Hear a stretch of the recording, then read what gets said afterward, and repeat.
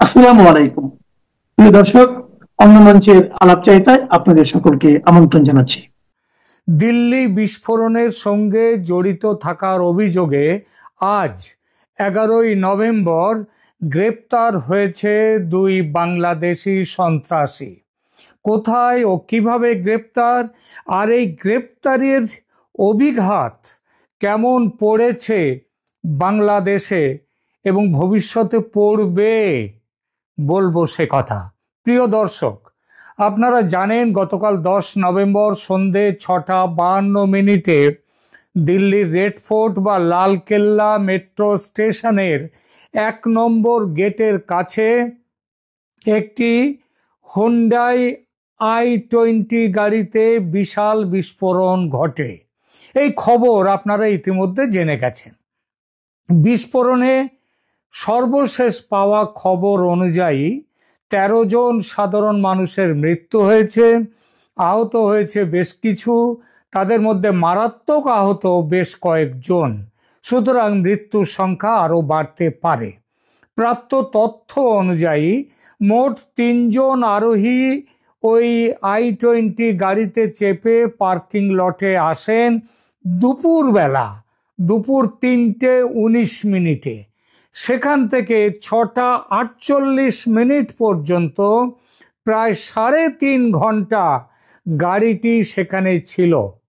গাড়িতে 3 জন আরোহীর 2 জন সঙ্গী নেমে যান। গাড়িতে একা বসেছিল একজন, যিনি বসেছিলেন তার নাম ডাক্তার উমর মোহাম্মদ। তিনি ডেটোনেটর দিয়ে বিস্ফোরণ ঘটান, নাকি তার সঙ্গী 2 জন দূর থেকে রিমোট কন্ট্রোল টিপে বিস্ফোরণ ঘটায়, সেটা দিল্লি পুলিশ ও গোয়েন্দা সংস্থাগুলো এখনো ঠিক বুঝতে পারেনি।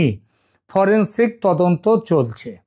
প্রধান অভিযুক্ত হচ্ছেন ডাক্তার উমর মোহাম্মদ, তিনি নিহত।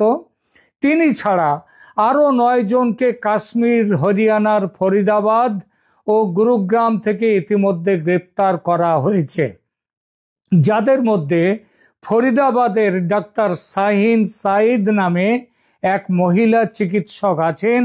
তিনি জেইশ-ই-মোহাম্মদের নারী শাখার নেত্রী। এই সন্ত্রাসী কাণ্ডে পাকিস্তান ভিত্তিক জেইশ-ই-মোহাম্মদ এবং আনসার গাজওয়াতুল হিন্দের জড়িত থাকার প্রমাণ মিলেছে। সুতরাং অপারেশন সিন্দুর পার্ট 2 শুরু হওয়ার সম্ভাবনা প্রবল। কারণ ভারতের বুকে সন্ত্রাস সৃষ্টির কাজে যারা ও যে দেশ জড়িত থাকবে তাদের বিরুদ্ধে সামরিক অভিযান হবে, এটাই ভারতের সর্বাধুনিক নীতি। একটি কথা বিশ্বাস হবে না হয়তো অনেকের, তবে আমার মনে প্রথম থেকেই সন্দেহ ছিল এই বিস্ফোরণে বাংলাদেশের সন্ত্রাসীরা জড়িত। কেন আমার এমন সন্দেহ? তার কয়েকটা ভিত্তি আছে, আমি এক এক করে বলবো। বাংলাদেশের বর্তমান সরকারের নীতি হচ্ছে জঙ্গিদের উৎসাহিত করা এবং উৎসাহিত করে ভারতে নাশকতা সৃষ্টি করা।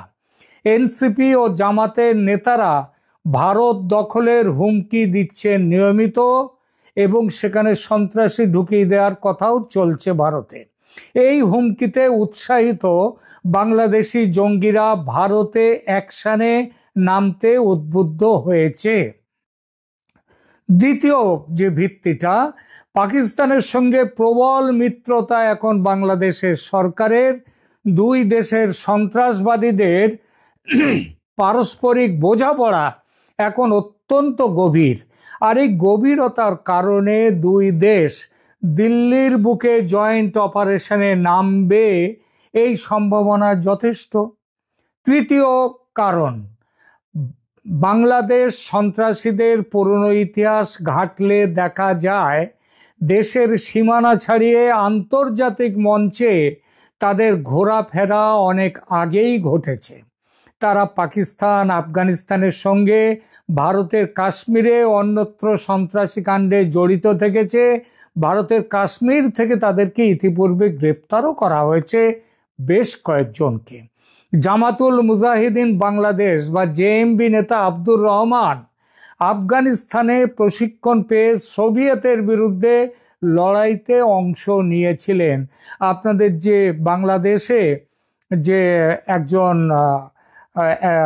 আছেন মানে উপদেষ্টা, তিনি এই এই একই লড়াইতে তিনি সোভিয়েতের বিরুদ্ধে লড়াইতে আফগানিস্তানে গিয়েছিলেন বলে খবর আছে। আমি ইতিপূর্বে তার উপরে একটা ভিডিও আমি করেছি। জেএমবি 2005 সালে একই সঙ্গে বাংলাদেশের 63টি জেলায় মাত্র 7 মিনিটে 459টি বোমা বিস্ফোরণ ঘটিয়েছিল। এ খবর হয়তো অনেকেই বলেননি।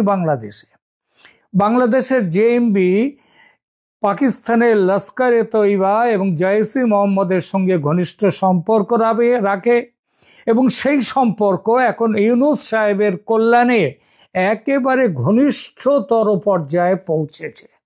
এছাড়াও হুজি বাংলাদেশ, আনসারুল্লাহ বাংলা টিম এবং অন্যান্য সন্ত্রাসী সংগঠন বাংলাদেশের তারা পাকিস্তানি সন্ত্রাসীদের সঙ্গে মিলে ভারতে নাশকতা তৈরি করবে।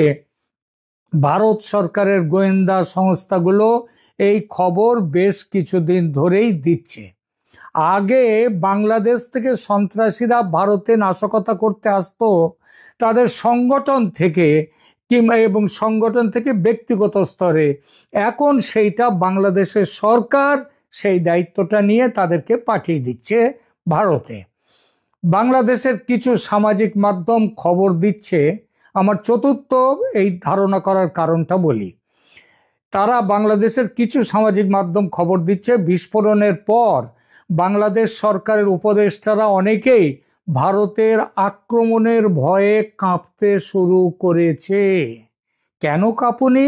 কারণ ওই যে ঠাকুর ঘরে কেড়ে আমি তো কলা খাইনি। কারণ তাদেরও অনেকের সন্দেহ এই বাংলাদেশের উপদেষ্টাদের যে বাংলাদেশের সন্ত্রাসীরা এই ঘটনার সঙ্গে যুক্ত আছেন, কারণ এটা তাদের কাছে খবর আছে। আর ভারত এই বিষয়ে যদি স্থির নিশ্চিত হয় যে বাংলাদেশ সরকারের সৌজন্যে এরা এসছে ভারতে নাশকতা করলো দিল্লিতে, তাহলে ভারত ঝাঁপিয়ে পড়তে দেরি করবে না। সেটাই ভারতের বর্তমান সরকারের বর্তমান নীতি। সুতরাং ভয় তো পাবেনই বাংলাদেশের উপদেষ্টারা, ইউনূস এবং তার চ্যাংব্যাংরা। তারা নিজেদের মধ্যে এমন কথাও বলছেন যে আক্রমণের বাহানা খুঁজছিল ভারত, এবার সেটা পেয়ে গেল। সুতরাং বাংলাদেশের সন্ত্রাসীদের যে দিল্লি বিস্ফোরণে জড়িত না থাকলেও ভারত নাকি তাদেরকে জড়িয়ে নেবে, নিয়ে আক্রমণ শানাবে।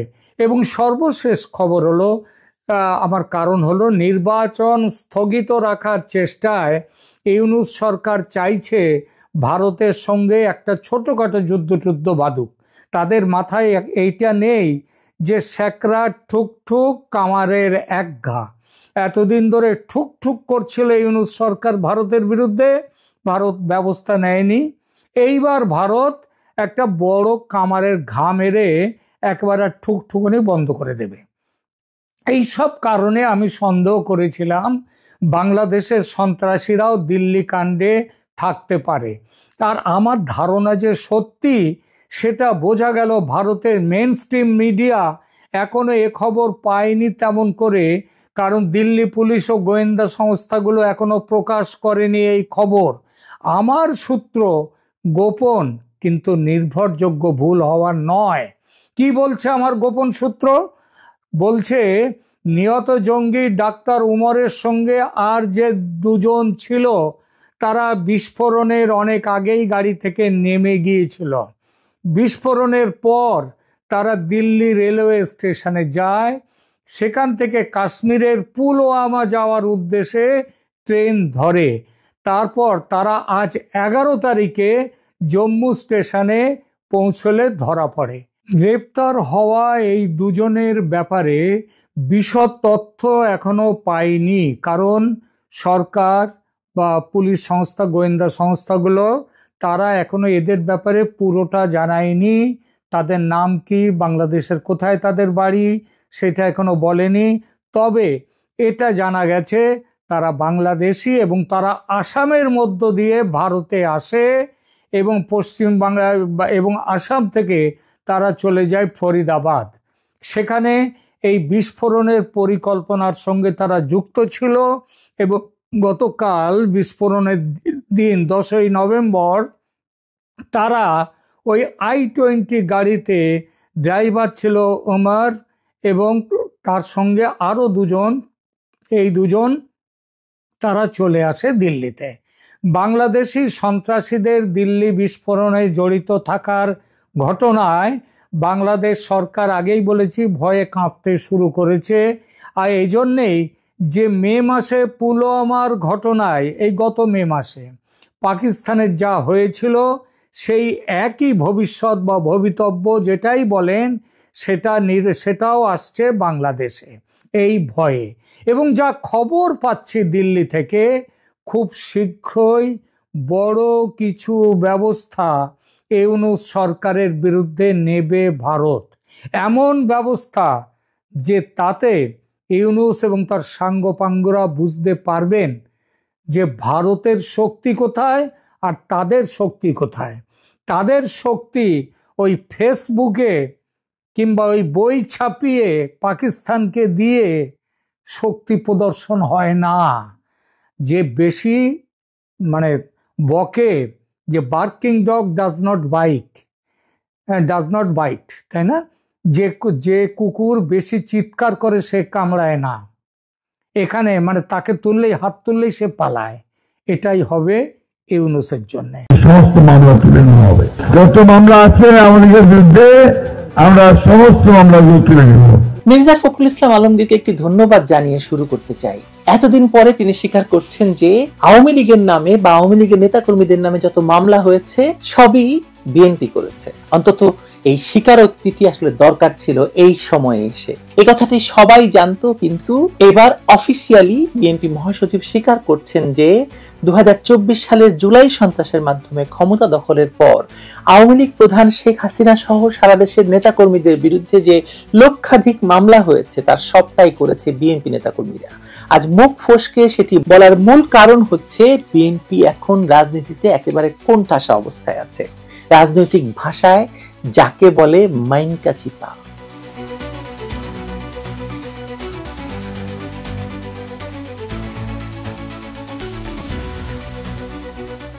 আমরা শুরু থেকেই বলছিলাম যে জামায়াতের থাবা থেকে মুক্তি পেতে হলে কিংবা ইউনূস মহাজনের -2 রাজনীতি ঠেকাতে হলে বিএনপির সামনে একটাই পথ ছিল, আওয়ামী লীগের সঙ্গে আলোচনার টেবিলে ফেরা। কিন্তু বাস্তবতা হলো বিএনপি নিজেকে কখনোই স্বাধীন রাজনৈতিক শক্তি হিসেবে দাঁড় করাতে চায়নি বা পারেনি। দলটি শুরু থেকেই জামায়াত নির্ভর, সংগঠন পরিচালনা থেকে মাঠের লড়াই সবখানে জামায়াতের ছায়া তাদের উপর। এই সাংগঠনিক দুর্বলতা আর আদর্শহীনতার ফাঁক দিয়েই 2024 সালের জুলাই সন্ত্রাসের পর ইউনূস মহাজনের ছত্রছায়ায় বিএনপি জামায়াত দেশ জুড়ে লুটপাট, দখল, চাঁদাবাজি আর প্রতিশোধের রাজনীতি শুরু করে। সঙ্গে তাদের যুক্ত হয় তথাকথিত বৈষম্য বিরোধী ছাত্র আন্দোলন এবং তথাকথিত এই বিপ্লবের তরুণ শক্তি বা তরুণ সন্ত্রাসী, তারা যাদেরকে কিংস পার্টি হিসেবে ডক্টর ইউনূস প্রতিষ্ঠা করেছেন, নাম দিয়েছে এনসিপি বা নাপা। তারাও এই প্রতিশোধের রাজনীতি শুরু করে এবং তাদের সাথে এই তিনটি দল বিএনপি, জামায়াত এবং এনসিপি এক হয়ে বাংলাদেশটাকে গত 1.5 বছর ধরে হেন কোনো ভয়ঙ্কর অপকর্ম নেই যে তারা করেনি। মানুষ এখন তাদের উপর ভয়ঙ্কর বিরক্ত। তারা ভেবেছিল আওয়ামী লীগকে নিষিদ্ধ করা মানেই হচ্ছে বিএনপির জন্য উন্মুক্ত রাস্তা, ক্ষমতার রাস্তা।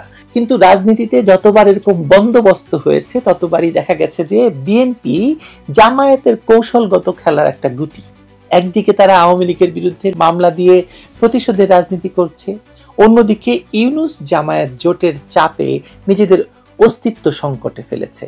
তারা ভেবেছিল যে তারেক জিয়ার সঙ্গে ইউনূস বৈঠক করেছে মানে ক্ষমতা মনে হয় বিএনপিকে দিয়ে দিয়েছে। কিন্তু এতদিন পরে এসে বোঝা গেছে যে ক্ষমতা তো অনেক দূরে, ক্ষমতা এত সোজা নয়।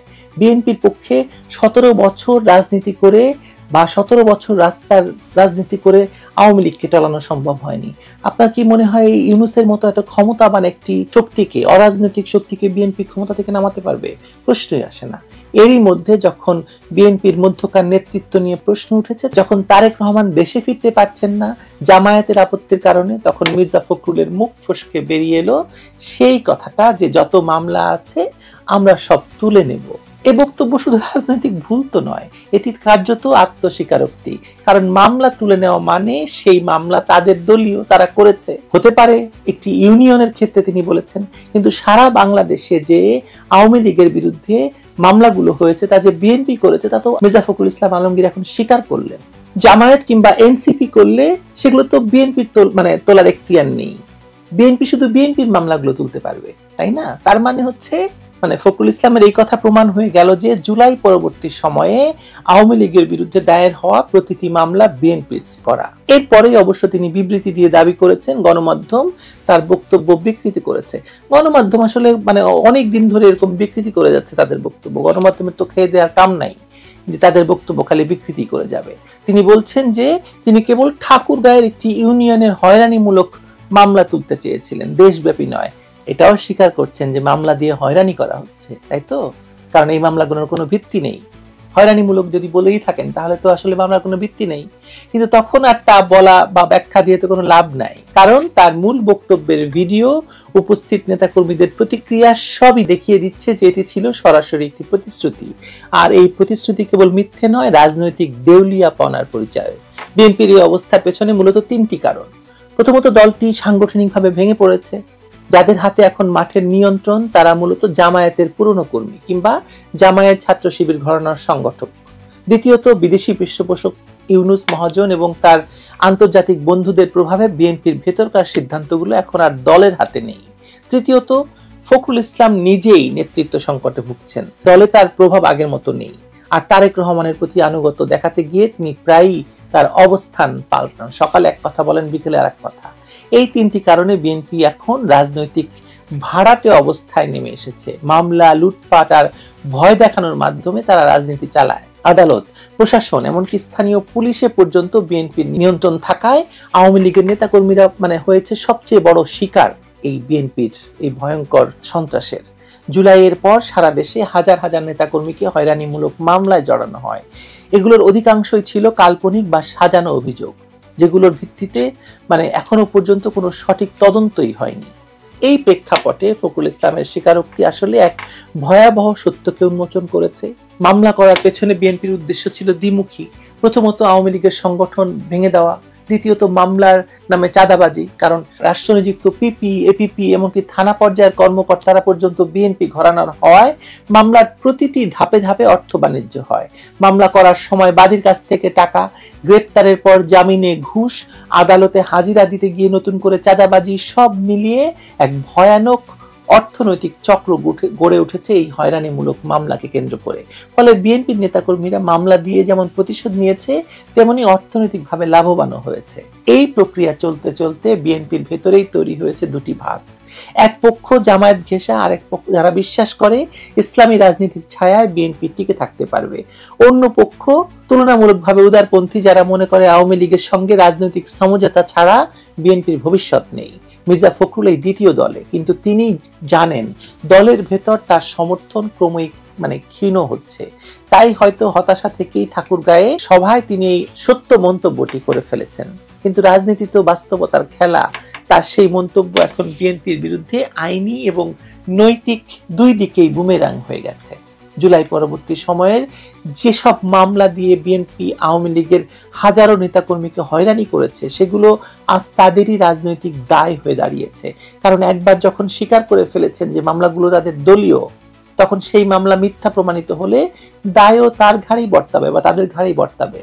তাছাড়া জনগণের চোখে এই স্বীকারোক্তি বিএনপিকে প্রতিশোধ পরায়ণ দল হিসেবে চিহ্নিত করা হচ্ছে। আজ জামায়াত সবচেয়ে খুশি মির্জা ফখরুল ইসলামের এই বক্তব্যে, আওয়ামী লীগের চাইতেও খুশি। কারণ জামায়াত বলতে পারবে, আমরা তো মামলা দেইনি আওয়ামী লীগের নামে, বিএনপি দিয়েছে। যে দল ক্ষমতায় না থেকেও প্রতিপক্ষের উপর এমন ভয়, মামলা দিয়ে হয়রানি করতে পারে, এমনকি আইনি প্রক্রিয়াকে হাতিয়ার হিসেবে ব্যবহার করতে পারে, ক্ষমতায় গেলে তারা কি করবে বলুন? এটা জামাত বলবেন না? জামায়াত তো বলবে, কালকেই বলা শুরু করবে দেখবেন। সবচেয়ে বড় সত্য হলো বিএনপি আজ বুঝতে পারছে যে জামায়াত তাদের কোনোদিন ক্ষমতায় যেতে দেবে না। জামায়াতের লক্ষ্য নিজস্ব ইসলামপন্থী রাজনীতির কাঠামো প্রতিষ্ঠা, যেখানে বিএনপির জায়গা নেই। ফলে বিএনপির অনেক নেতাই এখন ভেতরে ভেতরে ভাবছেন এই সন্ত্রাস, মামলা আর দখলের রাজনীতি থেকে বেরিয়ে এসে নতুন ভাবে শুরু করা যায় কিনা কিছু। কিন্তু ইউনূস মহাজনের ছত্রছায়ায় তো সেটা সম্ভব নয়। তিনি নিজের আন্তর্জাতিক ভাবমূর্তি ব্যবহার করে বিএনপি এবং জামায়াতের মাধ্যমে ক্ষমতার খেলায় নেমেছেন এবং বিএনপি সেই খেলায় কেবল একটা পেয়াদা, এর বেশি কিছু নয়। এই অবস্থায় ফখরুল ইসলামের এই বক্তব্য আত্মসমর্পণের মতো শোনায়, কিন্তু তিনি হয়তো বুঝতে পারছেন যে বিএনপির হাতে এখন কোনো প্রকৃত ক্ষমতা নেই এবং ক্ষমতায় যাওয়ার সম্ভাবনাও নেই জনগণের আস্থা। তাই আওয়ামী লীগের বিরুদ্ধে দায়ের করা মামলা প্রত্যাহারের প্রতিশ্রুতি দিয়ে তিনি একদিকে রাজনৈতিক বার্তা দিতে চেয়েছেন, আমরা প্রতিশোধ চাই না, অন্যদিকে জামায়াত এবং ইউনূস গোষ্ঠীকে ইঙ্গিত দিতে চেয়েছেন, আমরা এখন নরম এবং দরকার হলে আওয়ামী লীগের সাথে হাত মিলাবো। কথার তীর তো বেরিয়ে গেছে, এই তীর এখন ফেরাবেন কি করে মির্জা ফখরুল? তার মানে এই স্বীকারোক্তি প্রমাণ করছে যে আওয়ামী লীগের বিরুদ্ধে সকল মামলার দায় বিএনপি, এসব মামলা মিথ্যে, অবৈধ, রাজনৈতিক প্রতিহিংসা থেকে প্রণোদিত এবং সেগুলোর মাধ্যমে বিএনপি শুধু আওয়ামী লীগের নেতাকর্মীদের নয়, দেশের বিচার ব্যবস্থা এবং প্রশাসনিক কাঠামোকেও কলুষিত করে ফেলছে। এখন প্রশ্ন একটাই, এই দীর্ঘ 1 বছরের হয়রানি, ক্ষয়ক্ষতি আর অন্যায়ের ক্ষতিপূরণ কে দেবে? বিএনপি কি সেই দায় স্বীকার করবে নাকি নতুন করে দায় চাপাবে ইউনূস মহাজনের উপর? যাই হোক, ইতিহাস ইতিমধ্যে রায় লিখে ফেলেছে। জুলাই সন্ত্রাসের পর যে দমন নীতি, মামলাবাজি আর প্রতিশোধের রাজনীতি চালু হয়েছিল, তার জন্য দায় বিএনপি, জামায়াত, এনসিপি এবং ইউনূসের। কিন্তু সবচেয়ে বড় দায় এখন বিএনপির কাঁধে চলে এলো। এখন সেটা মির্জা ফখরুলের মুখে উচ্চারিত হয়েছে। আর একবার কোনো রাজনৈতিক দলের মুখপাত্র নিজের মুখে ইতিহাস স্বীকার করে ফেললে ইতিহাস তার রায় তো পরিবর্তন করে না। মির্জা ফখরুলের এই বক্তব্য বাংলাদেশের আগামী রাজনীতিতে দেয়াল লিখন হয়ে থাকবে।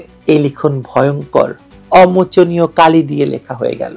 তারপরও মির্জা ফখরুলকে ধন্যবাদ যে তিনি স্বীকার করেছেন যে আওয়ামী লীগ নেতাকর্মীদের এই হয়রানিমূলক মামলা এবং এই ভয়ঙ্কর ভাবে জুলুম নির্যাতনের পেছনে ইউনূসের যেমন দায় আছে, জামাতের যেমন দায় আছে, কিন্তু তারও বেশি দায় এই বিএনপি। ভালো থাকবেন সবাই।